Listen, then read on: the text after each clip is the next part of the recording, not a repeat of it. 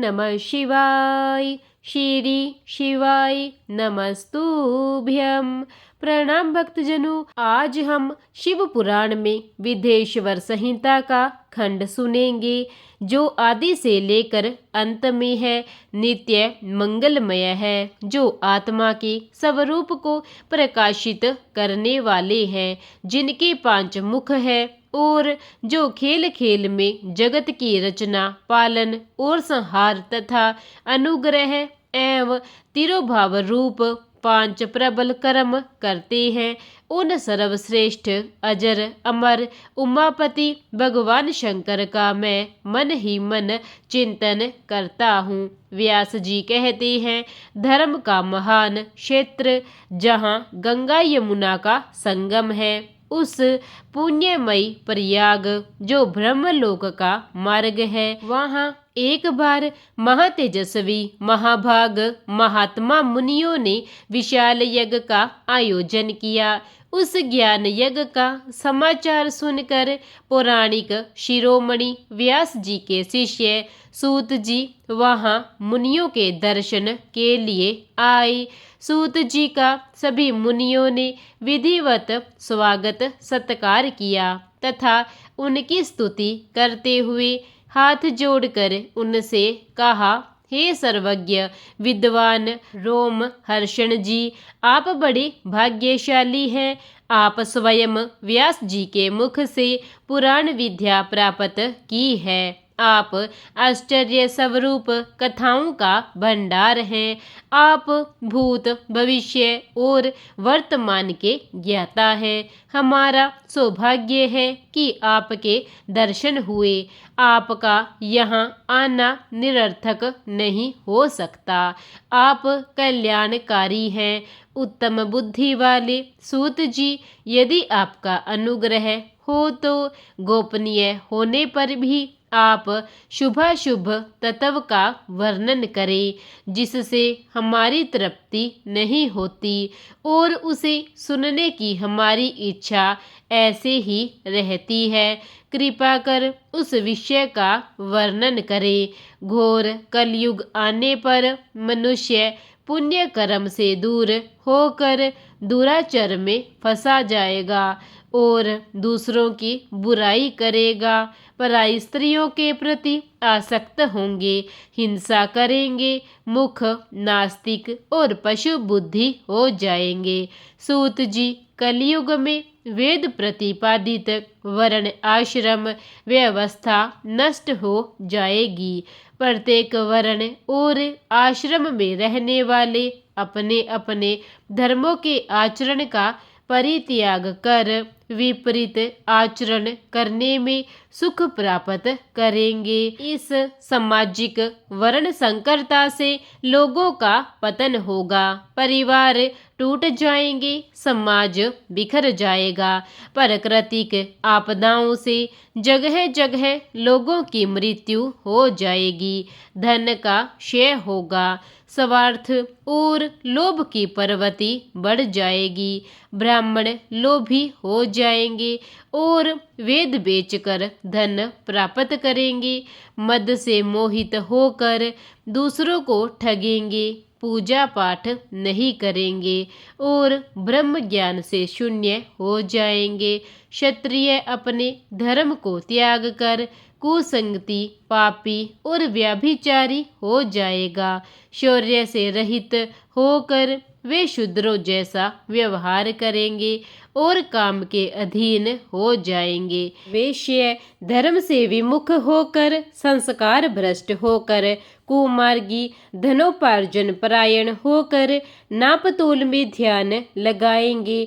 शूद्र अपना धर्म कर्म छोड़कर अच्छी वेशभूषा से सुशोभित हो जाएंगे और वे कुटिल और ईर्ष्यालु होकर अपने धर्म के प्रतिकूल हो जाएंगे। वे स्वयं को कुलीन मानकर सभी धर्मों और वर्णों में विवाह करेंगे। स्त्रियां सदाचार से विमुख हो जाएगी, वे अपने पति का अपमान करेगी और सास ससुर से लड़ेगी, मलिन भोजन करेगी, उनका शील स्वभाव बहुत बुरा होगा। सूत जी, इस तरह जिनकी बुद्धि नष्ट हो गई है और जिन्होंने अपने धर्म का त्याग कर दिया है, ऐसे लोग लोक परलोक में उत्तम गति कैसे प्राप्त करेंगे? इस चिंता में हम सभी व्याकुल हो रहे हैं। परोपकार के समान कोई धर्म नहीं है। इस धर्म का पालन करने वाला दूसरों को सुखी करता हुआ स्वयं भी प्रसन्नता अनुभव करता है। हे महामुनि, आप समस्त सिद्धांतों के ज्ञाता हैं। कृपा कर ऐसा कोई उपाय बताइए जिससे इन सब के पापों का तत्काल नाश हो जाए।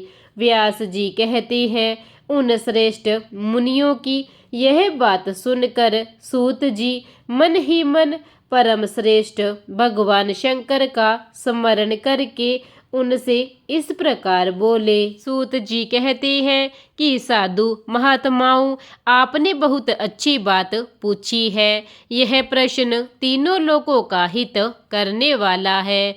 आप लोगों के स्नेहपूर्ण आग्रह पर गुरुदेव व्यास का स्मरण करके मैं समस्त पापनाशियों से उद्धार करने वाली शिव पुराण की अमृत कथा का वर्णन कर रहा हूँ। यही परलोक में परमार्थ को देने वाला है तथा दुष्टों का विनाश करने वाला है। इसमें भगवान शिव के उत्तम यश का वर्णन है। धर्म, अर्थ, काम और मोक्ष आदि पुरुषार्थों को देने वाला पुराण अपने प्रभाव की दृष्टि से वृद्धि तथा विस्तार को प्राप्त हो रहा है। शिव पुराण के अध्ययन से कलयुग के सभी पापों में लिप्त जीव उत्तम गति को प्राप्त होंगे। इसके उदय से ही कलयुग का उत्पात शांत होगा और शिव पुराण को वेद तुल्य माना जाएगा। इसका प्रवचन सर्वप्रथम भगवान शिव ने किया था। इस पुराण के 12 खंड या भेद है। ये 12 संहिताएं हैं। पहली विद्वेश्वर संहिता, जिसका वर्णन आज हम सुन रहे हैं। इसके आगे दूसरी है रुद्र संहिता, विनायक संहिता, उमा संहिता, सहस्त्र कोटि रुद्र संहिता, एकादश रुद्र संहिता, कैलाश संहिता, शतरुद्र संहिता, कोटि रुद्र संहिता, मात्र संहिता, वायव्य संहिता तथा धर्म संहिता। मूल शिव पुराण में कुल 1,00,000 श्लोक है, परंतु व्यास जी ने इसे 24,000 श्लोकों में संक्षिप्त कर दिया है। पुराणों की क्रम संख्या में शिव पुराण का चौथा स्थान है, जिसमें 7 संहिताएं हैं। पूर्व काल में भगवान शिव ने 100 करोड़ श्लोकों का पुराण ग्रंथ ग्रंथित किया था। सृष्टि के आरंभ में निर्मित यह पुराण साहित्य अधिक विस्तृत था।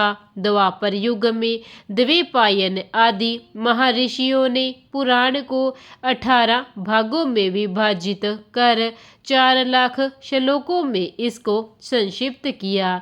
इसके उपरांत व्यास जी ने 24,000 श्लोकों में इसका प्रतिपादन किया।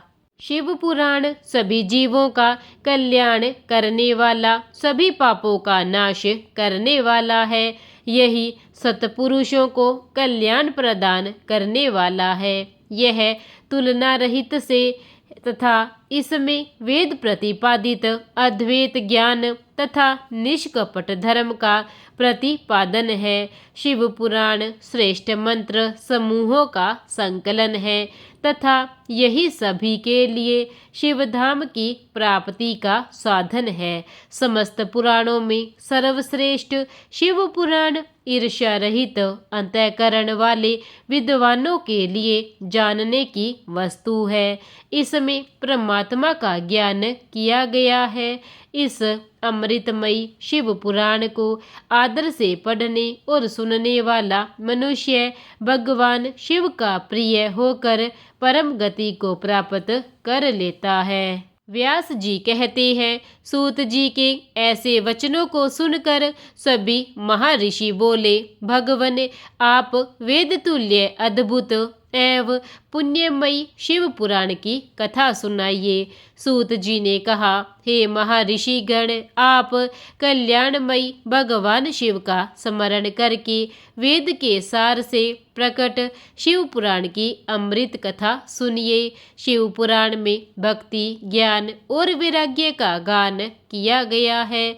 जब सृष्टि आरंभ हुई तो 6 कुलों के महर्षि आपस में वाद विवाद करने लगे कि अमुक वस्तु उत्कृष्ट है, अमुक नहीं। जब इस विवाद ने बड़ा रूप धारण कर लिया तो सभी अपनी शंका के समाधान के लिए सृष्टि की रचना करने वाले अविनाशी ब्रह्मा जी के पास गए और जाकर हाथ जोड़कर कहने लगे, हे प्रभु, आप संपूर्ण जगत को धारण कर उनका पोषण करने वाले हैं। प्रभु, हम जानते हैं कि संपूर्ण तत्वों से परे परातपर पुराण पुरुष कौन है। ब्रह्मा जी ने कहा, ब्रह्मा, विष्णु, रुद्र और इंद्र आदि से युक्त संपूर्ण जगत समस्त भूतों एवं इंद्रियों के साथ पहले प्रकट हुआ है। ये देव महादेव ही सर्वज्ञ और संपूर्ण है। भक्ति से ही इनका साक्षात्कार होता है, दूसरे किसी उपाय से इनका दर्शन नहीं होता। भगवान शिव में अटूट भक्ति मनुष्य को संसार बंधन से मुक्ति दिलाती है। भक्ति से उन्हें देवता का कृपा प्रसाद प्राप्त होता है। जैसे अंकुर से बीज और बीज से अंकुर पैदा होते हैं, भगवान शंकर का कृपा प्रसाद प्राप्त करने के लिए आप सब ब्रह्मा ऋषि धरती पर सहस्त्रों वर्षों तक चलने वाले विशाल यज्ञ करो। यज्ञपति भगवान शिव की कृपा से ही विद्या के सार तत्व साध्य साधन का ज्ञान प्राप्त होता है। शिव पद को प्राप्ति साध्य और उनकी सेवा ही साधना है तथा जो मनुष्य बिना किसी फल की कामना किए उनकी भक्ति में डूबे रहते हैं वही साधक है। कर्म के अनुष्ठान से प्राप्त फल को भगवान शिव के श्री चरणों में समर्पित करना ही परमेश्वर की प्राप्ति का उपाय है तथा यही मोक्ष प्राप्ति का एकमात्र साधन है। साक्षात महेश्वर ने ही भक्ति के साधनों का प्रतिपादन किया है। कान से भगवान के नाम, गुण और लीलाओं का श्रवण, वाणी द्वारा उनका कीर्तन तथा मन में उनका मनन शिव पद की प्राप्ति के महान साधन है तथा इन साधनों से ही संपूर्ण मनोरथों की सिद्धि होती है। जिस वस्तु को हम प्रत्यक्ष अपनी आंखों के सामने देख सकते हैं उनकी तरफ आकर्षण स्वाभाविक है, परंतु जिस वस्तु को प्रत्यक्ष रूप से देखा नहीं जा सकता उसे केवल सुनकर और समझकर ही उसकी प्राप्ति के लिए प्रयत्न किया जाता है। अतः श्रवण पहला साधन है। श्रवण द्वारा ही गुरु मुख से तत्व को सुनकर श्रेष्ठ बुद्धि वाला विद्वान अन्य साधन कीर्तन और मनन की शक्ति व सिद्धि प्राप्त करने का यत्न करता है। मनन के बाद इस साधन की साधना करते रहने से धीरे धीरे भगवान शिव का संयोग प्राप्त होता है और लौकिक आनंद की प्राप्ति होती है। भगवान शिव की पूजा, उनके नामों का जाप तथा उनके रूप गुण विलास के हृदय में निरंतर चिंतन को ही मनन कहा जाता है। महेश्वर की कृपा दृष्टि से उपलब्ध इस साधन को ही प्रमुख साधन कहा जाता है। आगे की कथा कहते हुए सूत जी कहते हैं कि हे मुनियों, इस साधन का महात्म्य बताते समय मैं एक प्राचीन वृतांत का वर्णन करूंगा, जिसे आप ध्यान पूर्वक सुने। बहुत पहले की बात है। पराशर मुनि के पुत्र मेरे गुरु व्यासदेव जी सरस्वती नदी के तट पर तपस्या कर रहे थे। एक दिन सूर्य के समान तेजस्वी विमान से यात्रा करते हुए भगवान संत कुमार वहां पर आ पहुँचे। मेरे गुरु ध्यान में मगन थे। जागने पर अपने सामने संत कुमार जी को देखकर वे बड़ी तेजी से उठे और उनके चरणों का स्पर्श कर उन्हें अर्घ्य देकर योग्य आसन पर विराजमान करवाया। प्रसन्न होकर संत कुमार जी गंभीर वाणी में बोले, मुनि, तुम सत्य का चिंतन करो। सत्य तत्व का चिंतन ही श्रेय प्राप्ति का मार्ग है। इसी से कल्याण का मार्ग प्रशस्त होता है। यही कल्याणकारी है। यह जब जीवन में आ जाता है तो सब सुंदर हो जाता है। सत्य का अर्थ है सदैव रहने वाला। इस काल का कोई प्रभाव नहीं पड़ता। यह सदा एक समान रहता है। संत कुमार जी ने महर्षि व्यास जी को आगे समझाते हुए कहा, महर्षि, सत्य पदार्थ भगवान शिव ही है। भगवान शंकर का श्रवण, कीर्तन और मनन ही उन्हें प्राप्त करने के सर्वश्रेष्ठ साधन है।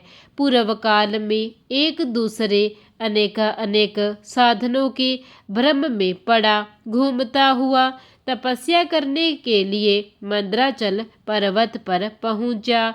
कुछ समय बाद महेश्वर शिव की आज्ञा से सबके साक्षी तथा शिवगणों के स्वामी नंदिकेश्वर वहां आए और स्नेहपूर्वक मुक्ति का साधन बताते हुए बोले, भगवान शंकर का श्रवण, कीर्तन और मनन ही मुक्ति का स्रोत है। यह बात मुझे स्वयं देवाधिदेव भगवान शिव ने बताई है। अतः तुम इन्हीं साधनों का अनुष्ठान करो। व्यास जी से ऐसा कहकर अनुगामियों सहित संत कुमार ब्रह्मधाम को चले गए। इस प्रकार इस उत्तम वृतांत का संक्षेप में मैंने वर्णन किया है। ऋषि बोले, सूत जी, आपने श्रवण, कीर्तन और मनन को मुक्ति का उपाय बताया है, किंतु जो मनुष्य इन तीनों साधनों में असमर्थ है, वह मनुष्य कैसे मुक्त हो सकता है? किस कर्म के द्वारा बिना यत्न के ही मोक्ष मिल सकता है? यह सुनकर सूत जी कहते हैं, हे शौनक जी, श्रवण, कीर्तन और मनन जैसे साधनों को करना प्रत्येक के लिए सुगम नहीं है। इसके लिए योग्य गुरु और आचार्य चाहिए। गुरु मुख से सुनी गई वाणी मन की शंकाओं को दग्ध करती है। गुरु मुख से सुने शिव तत्व द्वारा शिव के रूप स्वरूप के दर्शन और गुणा अनुवाद में रसानुभूति होती है। तभी भक्त कीर्तन कर पाता है। यदि ऐसा कर पाना संभव न हो तो मोक्षार्थी को चाहिए कि वह भगवान शंकर के लिए एवं मूर्ति की स्थापना करके रोज उनकी पूजा करे। इसे अपनाकर वह इस संसार सागर से पार हो सकता है। संसार सागर से पार होने के लिए इस तरह की पूजा आसानी से भक्ति पूर्वक की जा सकती है। अपनी शक्ति एवं सामर्थ्य के अनुसार धन राशि से शिवलिंग या शिव मूर्ति की स्थापना कर भक्ति भाव से उसकी पूजा करनी चाहिए। मंडप, गोपुर, तीर्थ, मठ एवं क्षेत्र की स्थापना कर उत्सव का आयोजन करना चाहिए तथा पुष्प, धूप, वस्त्र, गंध, दीप तथा पुआ और तरह तरह के भोजन नैवेद्य के रूप में अर्पित करने चाहिए। श्री शिव जी ब्रह्म रूप और निष्काल अर्थात कला रहित भी है और कला सहित भी मनुष्य इन दोनों स्वरूपों की पूजा करते हैं। शंकर जी को ही ब्रह्मा पदवी भी प्राप्त है। कलापूर्ण भगवान शिव की मूर्ति पूजा भी मनुष्यों द्वारा की जाती है और वेदों ने भी इस तरह की पूजा की आज्ञा प्रदान की है। संत कुमार जी ने पूछा, हे नंदीश्वर, पूर्व काल में उत्पन्न हुए लिंग बेर अर्थात मूर्ति की उत्पत्ति के संबंध में आप हमें विस्तार पूर्वक बताइए। नंदिकेश्वर ने बताया, मुनीश्वर, प्राचीन काल में एक बार ब्रह्मा और विष्णु के मध्य युद्ध हुआ तो उनके बीच स्तंभ रूप में शिव जी प्रकट हो गई। इस प्रकार उन्होंने पृथ्वी लोक का संरक्षण किया। उसी दिन से महादेव जी का लिंग के साथ साथ मूर्ति पूजन भी जगत में प्रचलित हो गया। अन्य देवताओं की साकार अर्थात मूर्ति पूजा होने लगी जो कि अभीष्ट फल प्रदान करने वाली थी, परंतु शिव जी के लिंग और मूर्ति दोनों रूप ही पूजनीय है। नंदिकेश्वर बोले, पूर्व काल से विष्णु अपनी पत्नी श्री लक्ष्मी जी के साथ शेष शैया पर शयन कर रहे थे। तब एक बार ब्रह्मा जी वहां पहुंचे और विष्णु जी को पुत्र कहकर पुकारने लगे, पुत्र उठो, मैं तुम्हारा ईश्वर तुम्हारे सामने खड़ा हूँ। यह सुनकर विष्णु जी को क्रोध आ गया, फिर भी शांत रहते हुए वे बोले, पुत्र तुम्हारा कल्याण हो, कहो अपने पिता के पास कैसे आना हुआ। यह सुनकर ब्रह्मा जी कहने लगे, मैं तुम्हारा रक्षक हूँ, सारे जगत का पितामह हूँ, सारा जगत मुझ में निवास करता है, तो मेरी नाभि कमल से प्रकट होकर मुझसे ऐसी बातें कर रहा है। इस प्रकार दोनों में विवाद होने लगा। तब वे दोनों अपने को प्रभु कहते कहते एक दूसरे का वध करने को तैयार हो गए। हंस और गरुड़ पर बैठे दोनों परस्पर युद्ध करने लगे। ब्रह्मा जी के वक्षस्थल में विष्णु जी ने अनेकों अस्त्रों का प्रहार करके उन्हें व्याकुल कर दिया। इससे कुपित होकर ब्रह्मा जी ने भी पलटकर भयानक प्रहार किया। उनके पारस्परिक आघातों से देवताओं में हलचल मच गई। वे घबराए और त्रिशूलधारी भगवान शिव के पास गए और उन्हें सारी व्यथा सुनाई। भगवान शिव अपनी सभा में उमा देवी सहित सिंहासन पर विराजमान थे और मंद मंद मुस्कुरा रहे थे। महादेव जी बोले, पुत्रों, मैं जानता हूँ कि तुम ब्रह्मा और विष्णु के परस्पर युद्ध से बहुत दुखी हो। तुम डरो मत, मैं अपने गणों के साथ तुम्हारे साथ चलता हूँ। तब भगवान शिव अपने नंदी पर आरूढ़ हो देवताओं सहित युद्ध स्थल की ओर चल दिए। वहां छिपकर वे ब्रह्मा विष्णु के युद्ध को देखने लगे। उन्हें जब यह ज्ञात हुआ कि वे दोनों एक दूसरे को मारने की इच्छा से माहेश्वर और पशुपात अस्त्रों का प्रयोग करने जा रही हैं, तो वे युद्ध को शांत करने के लिए महाअग्नि के तुल्य एक स्तंभ रूप में ब्रह्मा और विष्णु के मध्य खड़े हो गए। महाअग्नि के प्रकट होते ही दोनों के अस्त्र स्वयं ही शांत हो गए। अस्त्रों को शांत होते देखकर ब्रह्मा और विष्णु दोनों कहने लगे कि इस अग्नि स्वरूप स्तंभ के बारे में हमें जानकारी करनी चाहिए। दोनों ने उसकी परीक्षा लेने का निर्णय लिया। भगवान विष्णु ने शुक्र रूप धारण किया और उसको देखने के लिए नीचे धरती में चल दिए। ब्रह्मा जी हंस का रूप धारण करके ऊपर की ओर चल दिए। पाताल में बहुत नीचे जाने पर भी विष्णु जी को स्तंभ का अंत नहीं मिला, अतः वे वापस चले आए। ब्रह्मा जी ने आकाश में जाकर केतकी का फूल देखा। वे उस फूल को लेकर विष्णु जी के पास गए और विष्णु ने उनके चरण पकड़ लिए। ब्रह्मा जी के छल को देखकर भगवान शिव प्रकट हुए और विष्णु जी की महानता से शिव प्रसन्न होकर बोले, हे विष्णु जी, आप सत्य बोलते हैं, अतः मैं आपको अपनी समानता का अधिकार देता हूँ। नंदीश्वर बोले, महादेव जी ब्रह्मा जी के छल पर अत्यंत क्रोधित हुए। उन्होंने अपने त्रिनेत्र यानी कि तीसरी आंख से भैरव को प्रकट किया और उन्हें आज्ञा दी कि वह तलवार से ब्रह्मा जी को दंड दे। आज्ञा पाते ही भैरव ने ब्रह्मा जी के बाल पकड़ लिए और उनका पांचवा सिर काट दिया।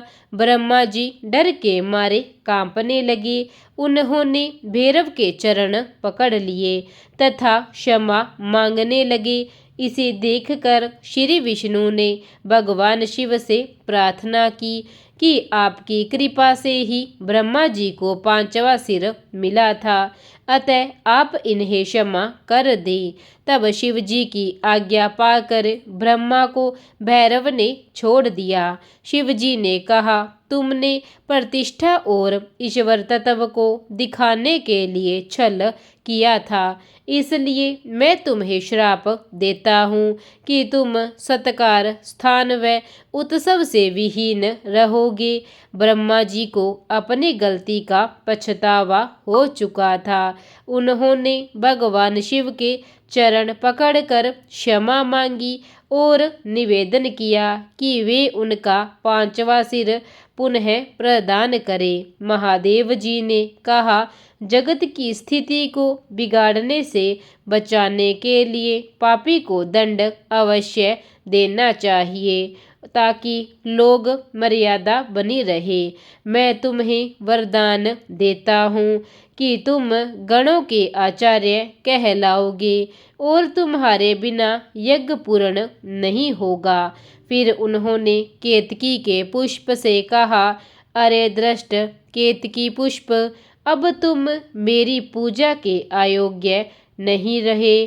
तब केतकी पुष्प बहुत दुखी हुआ और उनके चरणों में गिरकर माफी मांगने लगा। तब महादेव जी ने कहा, मेरा वचन तो झूठा नहीं हो सकता, इसलिए तू मेरे भक्तों के योग्य होगा। इस प्रकार तेरा जन्म सफल हो जाएगा। इसी प्रकार शिव पुराण की कथा का यहीं पर समापन होता है। इसके आगे की कथा हम अध्याय 3 में सुनेंगे। तब तक के लिए प्रेम से बोलिए जय श्री कृष्णा। हर हर महादेव। प्रिय भक्तजनों, अगर आपको कथा अच्छी लगी हो तो कथा को लाइक और चैनल को सब्सक्राइब जरूर करें। धन्यवाद।